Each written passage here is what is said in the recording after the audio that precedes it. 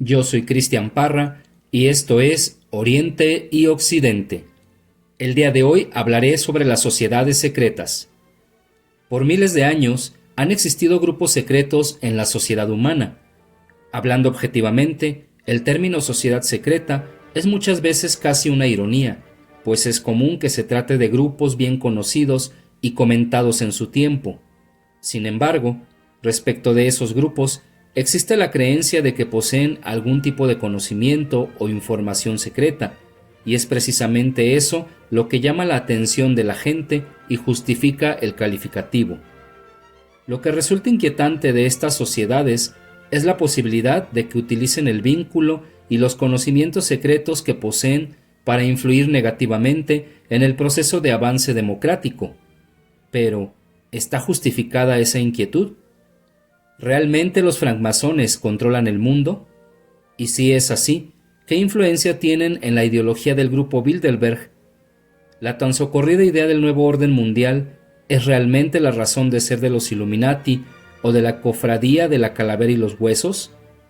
¿Será que todos ellos, cada uno a su manera, quieren ser protagonistas de este nuevo orden mundial?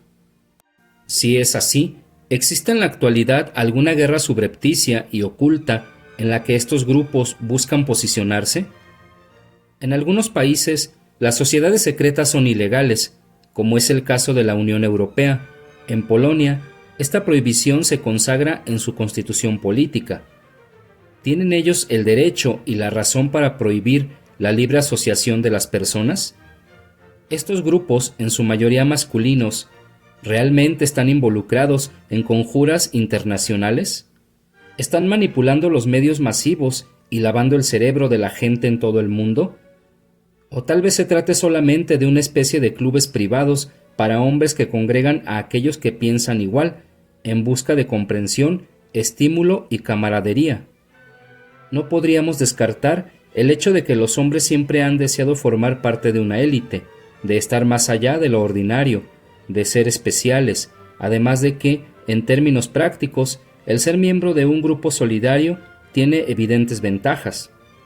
Una de las mayores críticas que se ha hecho siempre a los francmasones es el que, más allá de los ideales, la regla parece ser el cuidarse mutuamente las espaldas. Pero, bien visto, ¿no es eso lo mismo que hacen organismos que se consideran sin mácula, como los leones o los rotarios? Aquí, aparentemente no hay secretos de por medio, pero los miembros se asisten unos a otros. ¿No es eso lo que hacen todos los grupos? ¿Qué hay entonces de los francmasones y otros grupos que llama tanto la atención de la gente y los distingue de otras organizaciones? Todos declaran poseer conocimientos secretos e inaccesibles para los profanos. Todos dicen ser guardianes de alguna verdad trascendente. Los miembros de estos grupos se consideran elegidos o iniciados, y ven con cierto desdén a los laicos ignorantes, como si estos fueran ciegos a la realidad.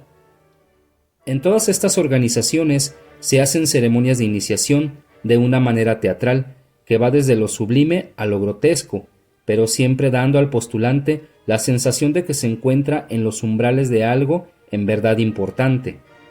Generalmente, se manejan elementos de purificación, creando la idea de que se está en un proceso de renacimiento, como si el mundo y la experiencia del postulante se estuviera remontando y entrara en otro mundo y otra forma de experiencia totalmente distinta, en la que el secreto del verdadero conocimiento le será revelado. Es común que en el proceso de adquisición de este conocimiento secreto se manejen ciertos rituales que tienden a centrar la atención del postulante en un solo tema, y a distraer la razón y los sentidos por medio de complicados rituales que aluden a un motivo trascendente. Se decía que el secreto de los templarios era el conocimiento de la ubicación del tesoro del templo de Salomón, y su misión era proteger el Santo Grial. Las actividades de los templarios eran mucho más mundanas, pero en esta, como en todas las fraternidades similares, la sacralidad, el misterio y el tono de secreto tenían un gran poder psicológico, dejando abierto el camino a la especulación y, por supuesto, a la fantasía de la gente. Un secreto particularmente emocionante se ha manejado en el libro de Lincoln, Bicknell y Leigh, llamado La Sangre Divina y el Santo Grial, y por supuesto en el famoso Código da Vinci de Dan Brown. En ambos libros, la propuesta es que Jesús no murió en la cruz y que María Magdalena, su esposa, dio a luz a un hijo de su sangre y se trasladó al sur de Francia. Por supuesto, las sociedades secretas que manejaban temas judeocristianos florecieron principalmente en Europa, aunque también en Medio Oriente, y posteriormente en Norteamérica. En otras partes del mundo estos temas tienen muy poco significado o tal vez ninguno. En toda sociedad secreta podemos encontrar elementos de control social ligados a la motivación de poder. En muchos sentidos, los secretos que se manejan son algo así como un escaparate ideológico tendiente a crear una actitud de respeto y desconcierto en el mundo profano, de manera que no se perciban actitudes y actividades tendientes al poder y el control sobre la gente. En este sentido, lo que hacen las sociedades secretas es crear una atmósfera de misticismo, que es como una cortina de humo para ocultar actividades políticas y económicas. Toda sociedad secreta maneja con toda nitidez los conceptos de ellos y nosotros, los iluminados y los ignorantes, los dormidos y los despiertos. La propuesta de que el conocimiento es poder, siendo perfectamente válida en sí misma, es manejada como el conocimiento oculto es poder. En la mayoría de los casos, este conocimiento no existe, o solo es una fantasía, pero el hecho de que la gente crea que existe es suficiente para dar poder.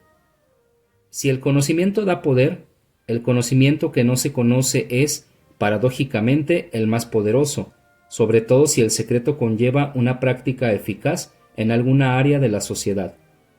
Por ejemplo, en la Edad de Bronce, los chamanes y las sanadoras o brujas utilizaban también una aureola de misterio, lo mismo que los fundidores de metales. Debido a su especial carisma, estas personas generalmente eran marginadas de la sociedad, pero sus conocimientos y sobre todo sus habilidades eran muy respetadas, pues en estos casos esas personas realmente poseían conocimientos y habilidades que les daban poder. A pesar de su aura de magia y ocultismo, los fundidores realmente fabricaban los objetos que eran útiles en la cotidianidad, y las brujas o sanadoras realmente podían curar, pues conocían por tradición las propiedades de la herbolaria. Pero, ¿sucede algo parecido con las sociedades secretas? ¿Cómo se podría definir una sociedad secreta? La B'nai B'rith, por ejemplo, es considerada por la ultraderecha cristiana como una sociedad secreta judía con una agenda siniestra, pero en realidad es solamente una asociación comunitaria de autoayuda fundada en 1943 por 12 inmigrantes judíos alemanes en Nueva York. Por su parte, la izquierda norteamericana ve al grupo Bilderberg como una sociedad secreta que define estrategias económicas de gran envergadura en medio del mayor secreto. Si así fuera, ¿por qué sus reuniones son públicas y a ellas asisten miembros de diversos partidos políticos? ¿Cómo se van creando esta clase de mitos? ¿Por qué razón organizaciones sin el carisma mágico del secreto se interpretan como verdaderos centros de conjura? ¿Las sociedades provocan esas imágenes de sí mismas o es una falsa percepción del público? ¿Son vehículos para dar sentido a nuestras carencias y miedos? Cuando sentimos que todo va mal para nosotros, es muy fácil creer que hay algo tras los hechos, una voluntad oculta que trabaja para oprimirnos. Es probable que sean nuestros propios miedos los que dan forma y contenido a los secretos propósitos de estas sociedades, y los poderes que a veces les atribuimos van en relación con nuestra propia ansiedad y nuestro temor a ser reprimidos y controlados.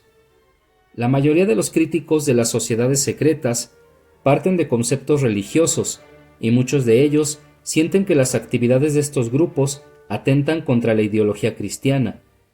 Para muchos, las actividades que se desarrollan en el interior de las logias, templos o sanctum sanctorum son reflejo de algo diabólico o satánico. En el magnífico libro de Ron Johnson, The Secret Rulers of the World, Los gobernantes secretos del mundo, se dice que son los cristianos paranoicos los que predican la inminente caída de la cultura occidental a causa de la nefasta actividad de las organizaciones secretas. Aquella vieja teoría de la gran conspiración judía que asocia el antisemitismo en general y el sionismo en particular con el poder mundial parece estar vigente en la mente de muchas personas y se encuentra en el trasfondo de nuevas teorías conspiratorias. Sin embargo, la izquierda también tiene su paranoia y se tienen resquemores en contra, por ejemplo, de los francmasones, de los bohemios del bosque o del grupo Bilderberg, todos ellos acusados de ser instrumentos de la ultraderecha, profundamente antidemocráticos y que funcionan incluso al margen de las leyes y los gobiernos para establecer un nuevo orden mundial. Por otro lado, la fantasía de pertenecer a una sociedad secreta es sin duda fascinante para mucha gente. El sentirse especial, lejos de la masa y parte de una élite poderosa es algo parecido a la experiencia infantil de construir un refugio secreto para reunirse con los amigos, o el unirse a una pandilla durante la adolescencia, en donde con frecuencia se somete al postulante a cierta clase de bautismo o ritual de iniciación, con lo que se gana la confianza del grupo. El ser parte de una minoría muy selecta, de un grupo de élite, es una motivación humana muy comprensible, particularmente en los varones. La estructura de pertenencia puede ser algo tan inocente como un club de golf, pero igual satisface una necesidad ancestral. Las compañías de publicidad juegan constantemente con la motivación de pertenencia en sus propuestas de ventas, ser parte de algo especial, ser diferente, tener algo que solo muy pocos tienen. Uno de los grandes mitos de las sociedades secretas es la creencia que ellos poseen un gran secreto, el secreto que alude a la verdad por excelencia. ¿Cuál pudiera ser ese gran secreto que explica tantas cosas? Uno de los más socorridos actualmente es el que ya hemos mencionado en que Jesús, Yoshua ben Yosef, para llamarlo por su nombre histórico, sobrevivió al martirio de la cruz, o en realidad no fue crucificado, que se casó con María Magdalena y tuvo hijos con ella. ¿Se podría considerar esto un secreto? ¿O podría ser solo una posibilidad documentada históricamente, o no serlo?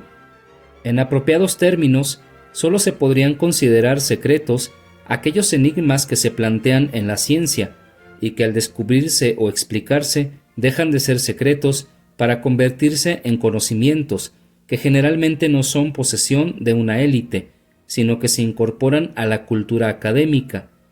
En el lenguaje del ocultismo, un secreto es como una zanahoria al frente de una vara. Es un instrumento psicológico para fomentar la sumisión y una lealtad a ultranza.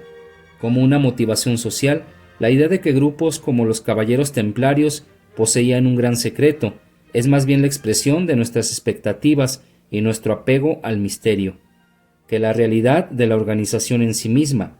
Allí, donde hay un hueco de conocimiento y una sensación de misterio, existe también la necesidad humana de elaborar una explicación, una fantasía o un mito.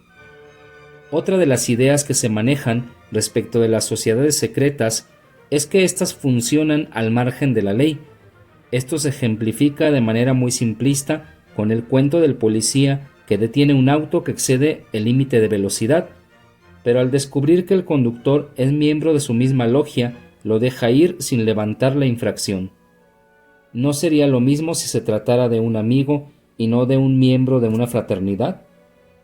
Al respecto de la legalidad, se dice que el grupo de la Calavera y Huesos es una especie de semillero de los futuros dirigentes de los Estados Unidos, y que esas personas serán más leales a su grupo que a sus cargos políticos, pues lo que buscan es un poder global, y no solamente el que les proporciona el gobierno americano.